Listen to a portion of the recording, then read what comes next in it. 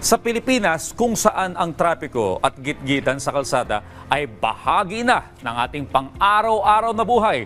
Isa sa lumalalang suliranin kaugnay nito ay ang road rage o yung matinding init ng ulo ng isang tao na kadalasang nauuwi sa panganib o hindi lamang para sa mga driver kundi pati na rin sa mga pasahero. Pero bago natin simulan ng ating panayam, Audrey, I wanna know, ikaw ba ay talagang nakakaranas ng road rage? May mga nang-away sa'yo, nang-away ka? Minsan ako. Nako. Minsan, tao lang tayo. Minsan umiinit din ang ulo natin, ano?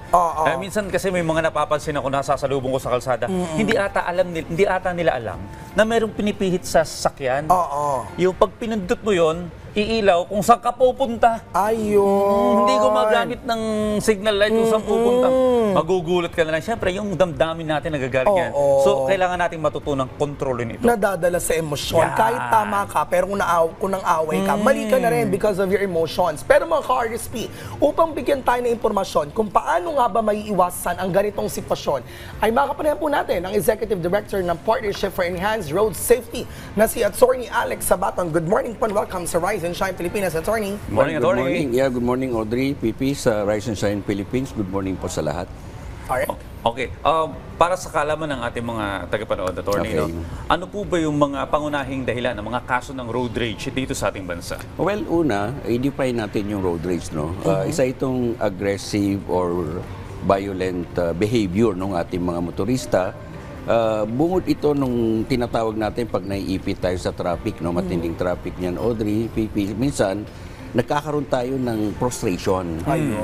And then eventually, lalo na dito pag masyadong malupit yung traffic, may mga sumisingit. Yung kanina, binabanggit mo nga kanina, meron naman tayong mga signal light, magugulat ka na lang, pakanan pala, pero wala nasa kaliwa. No? So basically, yun yung mga pinagmumulan minsan nung init ng ulo. And then isipin mo na lang yung minsan talagang napaka-ikli lang nung pupuntahan mong lugar, pero matindi yung inaabot mong traffic. So, well, basically, nagkakaroon tayo ng emotional stress because of the traffic din.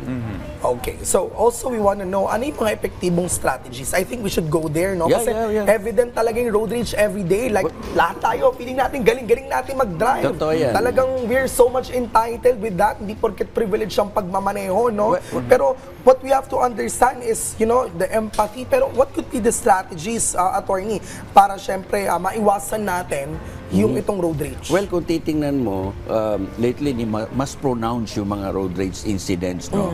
At palagay ko, meron tayong tinatawag na short-term and long-term intervention. Okay.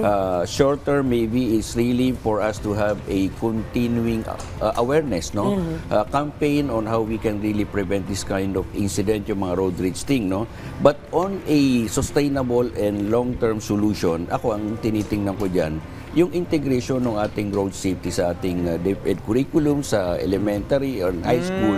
Dahil basically, ito kasi bahagi ito nung minsan yung mga... So, bata pa lang. Mga bata pa lang dapat natututo na yan. Because ito yung ginawa rin ng mga ibang bansa na estratehiya nila na kumbaga integrated na sa education.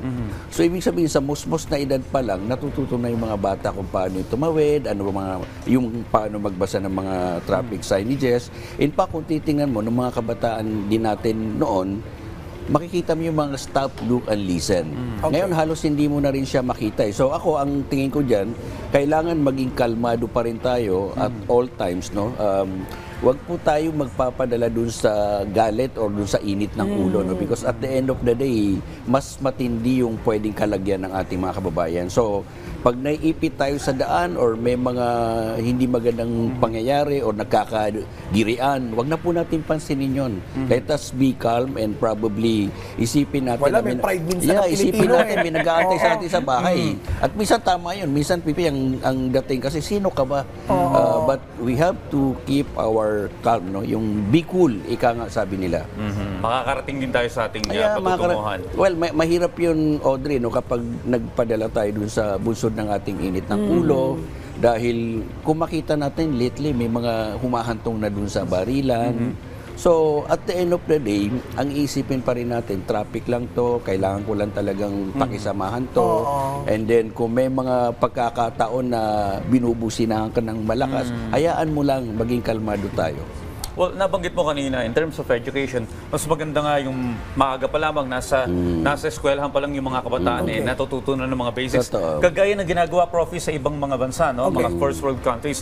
Kung maaalala ninyo, kapag kayo nag-abroad at nakita nyo yung sistema ng trapiko sa ibang bansa, pag uwi mo sa Pilipinas, medyo madidismaya ka eh. That's true. So ano yung pwede nating i-adapt na ginagawa sa ibang bansa, kung bakit sila disiplinado, mas maayos yung kanilang, yung mga traffic concerns nila, mas maayos, na pwede nating i-adapt sa Pilipinas? Well, palagay ko yung pagpapalawak pa rin ng ating promotion of culture of discipline, traffic discipline, that's one. Naku, parang napakahirap niyan. Yeah, Disiplina. totoo. Walang ganyan na Pinoy. Parang napaka-ideal, no? But actually, yung tinitingnan din natin dyan, kasi sa Pilipinas ngayon, maniniwala ba tayo na wala tayong batas against road rage, no? As we speak, what we have right now is, may mga batas tayo, Traffic halimbawa, laws. yung 4136 Land Transportation Code of the Philippines, nakalagay lang dyan, improper person to drive, to operate a motor vehicle, reckless driving, but basically, kapag sinabi mong special law, wala tayo niyan. But Wala tayong road rage. Wala tayong road rage Particular law. sa road rage na batas. Particular, kaya- Even though nangyari na, Yeah. if you remember, yung balita noon, yung si Ivler, Yeah, di ba that's nagkaroon ng true. barilan noon? So, wala pa rin na buong batas patungkol sa There road has to be a rage. lead of well, alam natin legislation, I think. na even before, no, may mga high profile, yung binangsad tunot na up to na wala tayong special law on the road rage. So, ibig sabihin yan, yung mga suspension of driver's license, these are purely administrative in nature. At ang tingin ko dito, isang kumbaga, that will strengthen our fight on road rage is that yung meron tayong mga batas na maipasa. In fact, in fairness naman sa House, no, may mga nakabimbi na batas dyan, yung road rage na sinasabi doon, Audrey, na pag ikaw ay nagkasala, you will be penalized for about 250,000 or an imprisonment of more than 6 years. Kasi ngayon, kung makikita mo yan, pag may mga issue ng road rage, anong ginagawa na lang ng LTO? Primarily suspension or revocation ng driver's license. Pero insofar as criminal aspect, wala tayong batas para dyan. Pag pupunta Unless, kapag ito ay- unless pag nagkaroon ng kasakitan yan, pwedeng serious physical injury, grave threat, or pwede ka ring reckless imprudence resulting to physical injuries. Pero on a specific law itself, wala tayong batas as we speak right now. Nako, kailangan ata yan. Late Yan. for legislation. Hopefully, attorney. kailangan pa rin natin yung, kumbaga, continuing campaign or education on this issue. Sa bagay, batas din ang mga pagpadisiplina sa Pilipinas. Sana makita ito ng Kongreso. Well, palagay ko, that's one of the long-term and sustainable intervention. Aside from the fact that we need really to integrate yung road safety education kasi bahagi na nung pag-develop natin ng culture of discipline sa ating mga kabataan. Sir, ano po ba yung mga programa ninyo para sa road rage prevention?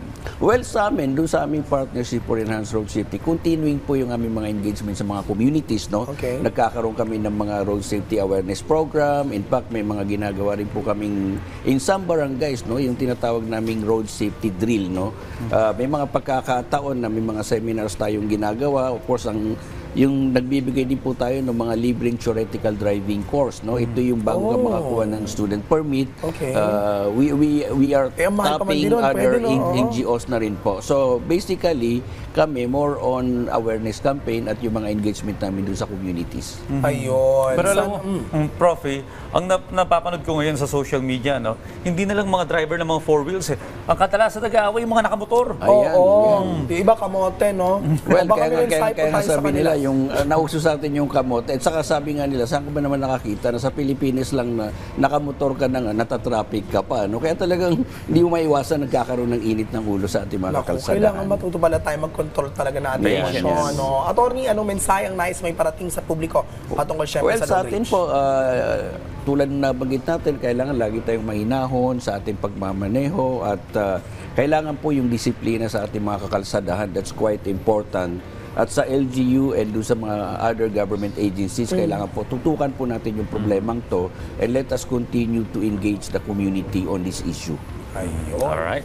Well, suma total, maging pasensyoso tayo, Totoo, lalo na pag nasa kalsada. Maraming salamat po sa pagbabahagi sa amin ng informatibong kaalaman kung paano maiwasan ng road rage. Attorney Alex Abaton, ang Executive Director ng Partnership for Enhanced Road Safety. Muli, maraming salamat, sir. Thank you rin po. Thank you.